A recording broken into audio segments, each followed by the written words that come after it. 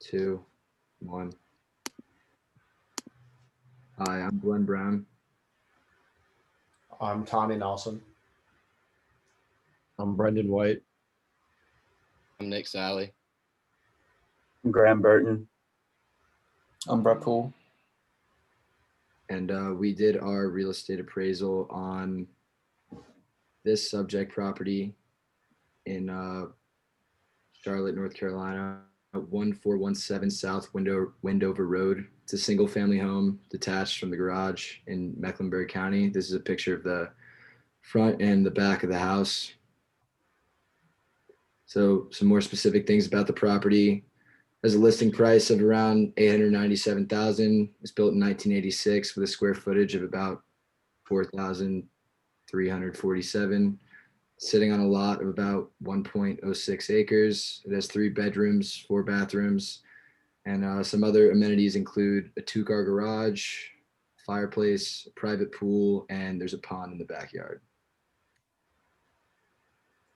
Here's some more photos of the appraisal property. As you can see, it has a nice open kitchen, some open lighting with hardwood floors, granite tile bathroom, and a pretty open driveway. So one of the most important things to look for when buying a house is its distance to landmarks and especially schools. So the elementary school is only about a mile from the property. The middle school, Sedgefield Middle, is 2.8 miles. High school, Myers Park, is about 1.4. The airport is also pretty important. It's only 11 miles or about 22 minutes. The hospital, in case of emergency, is about 2.5 miles. If you're a Carolina Panthers fan, or you like going to concerts or other events, the Bank of America Stadium is only 4.8 miles, and Uptown Charlotte, aka the Central Business District, is only 4.5 miles. So this is a look of the aerial view included with the zoning. As you can see, it's just south of Highway 74, which is the highway that juts out right in the zoning map picture. So it's surrounded by other single family homes, and it's pretty close to the Central Business District as well. The first comparable, located at 2623 Colton Drive, Charlotte, North Carolina. It's a 3-bedroom, 4-bathroom townhome in a sought-after location, which is Charlotte. The last time this house sold was on October 1st, 2017 for $885,000. Compared to the subject property, this home is about half the size in terms of square feet, and the subject house is about 31 years older than this home. Also, the subject house has a pool and this one does not. However, this comparable has a security system, a porch on the patio, a porch as well as a patio, and is also located minutes away from Uptown Charlotte. So this house is also a 3-bedroom, 4-bath townhome in a pretty competitive location. It was built a lot more recently than the subject property, just 4 years ago, but the house size and square footage is roughly similar, just 1,000 less square feet. And just because it's a townhome, it's sitting on about 0.04 acres.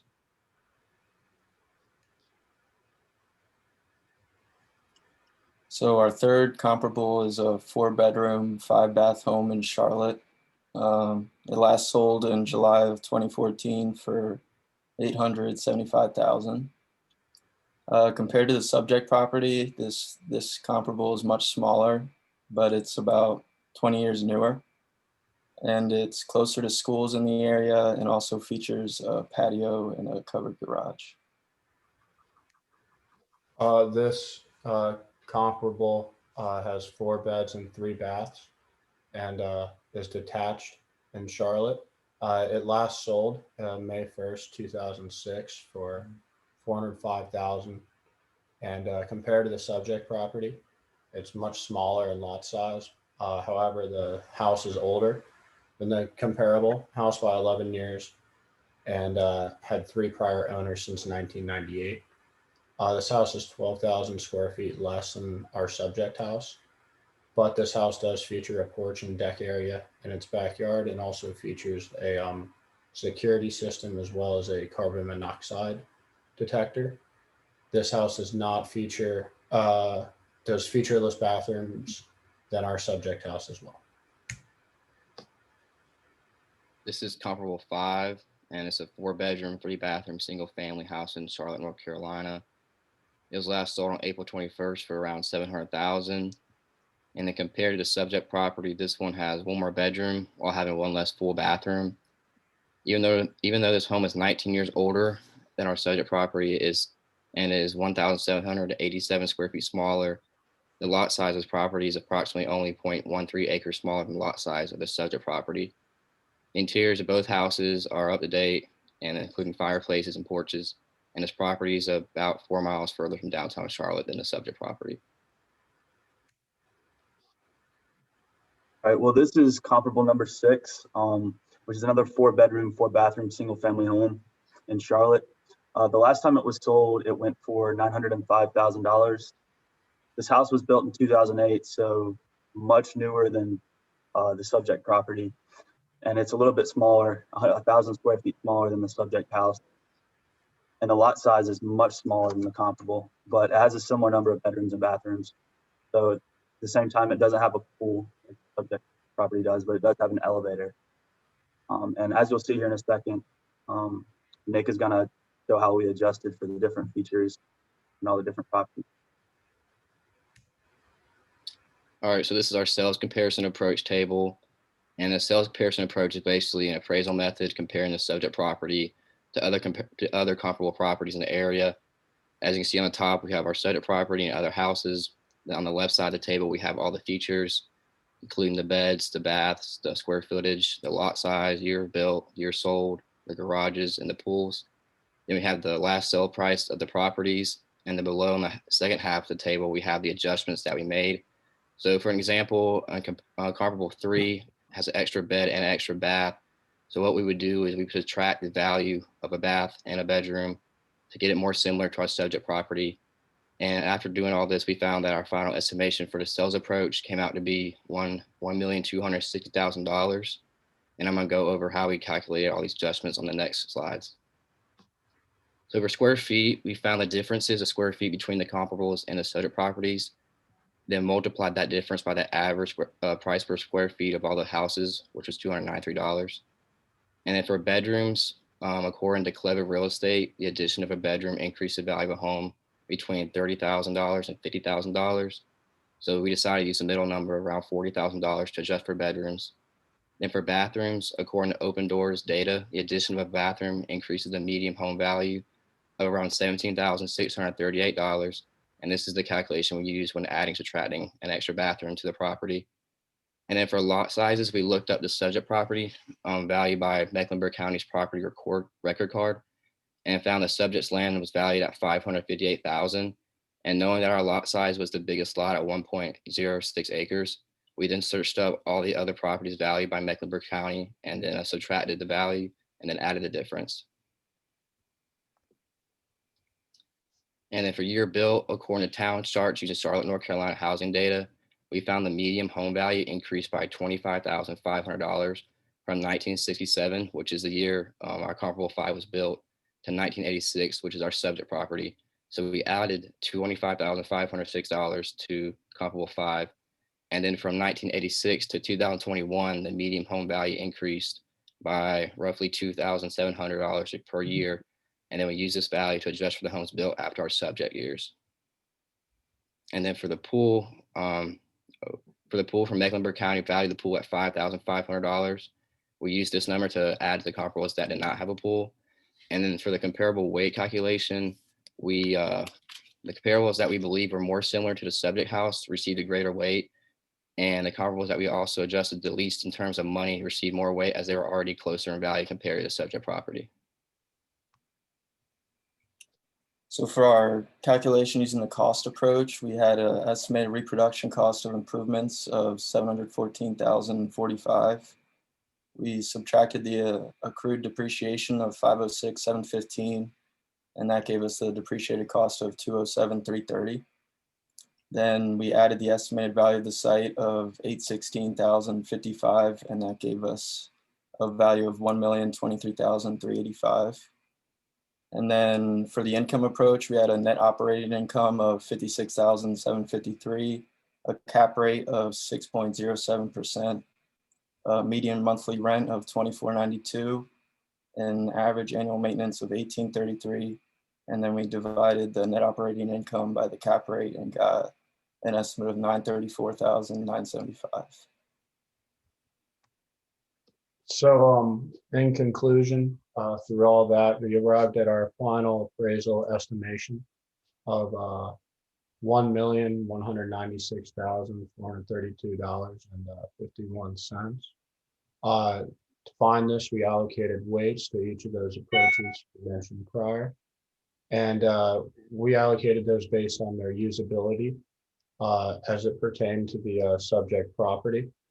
So Zillow's proprietary estimate technology, Zestimate, was much lower at an initial amount of $857,901.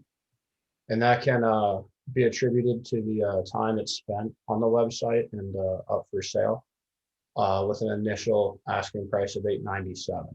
So below we have our different weights used.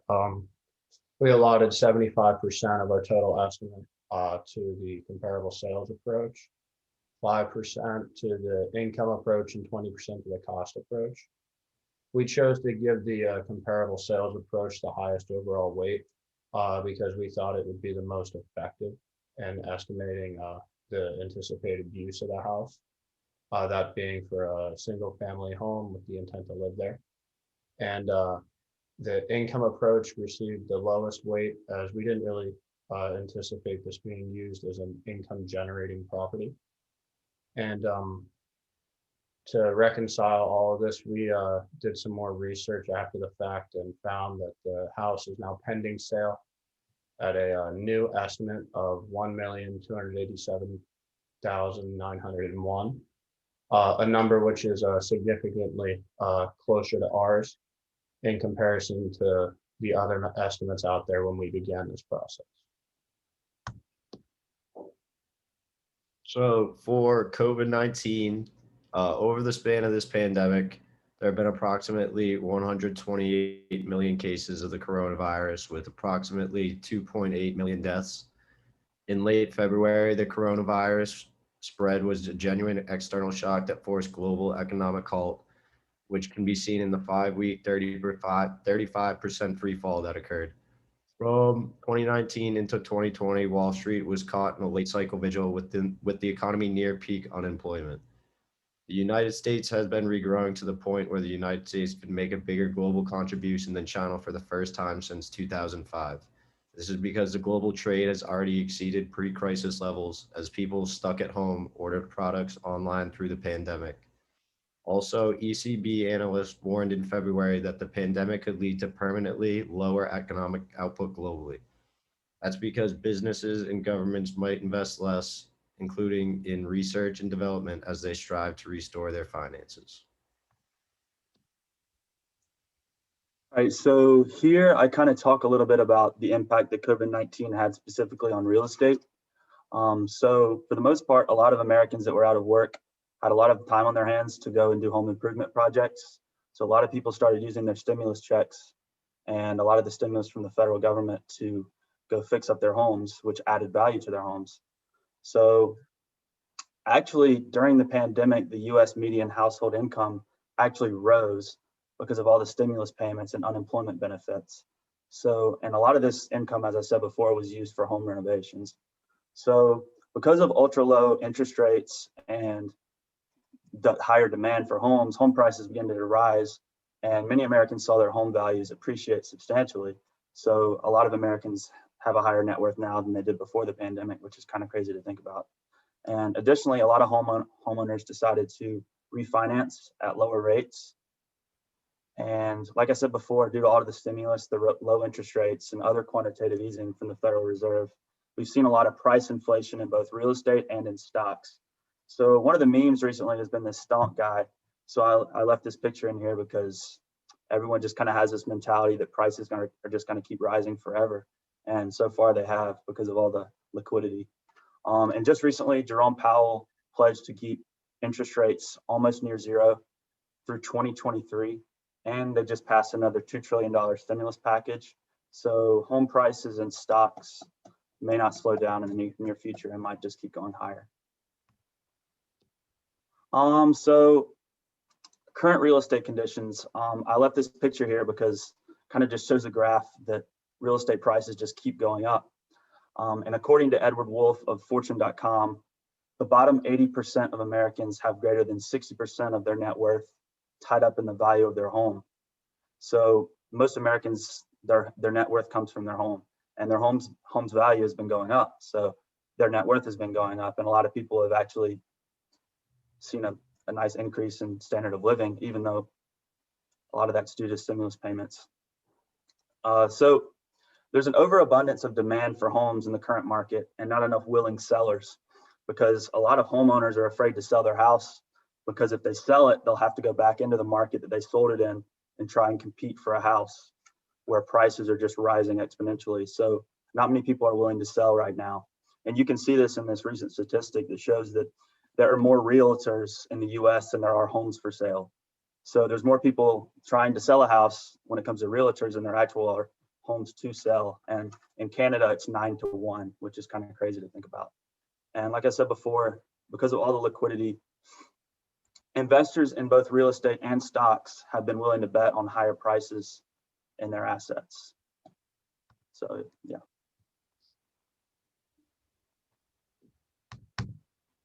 All right, that's it.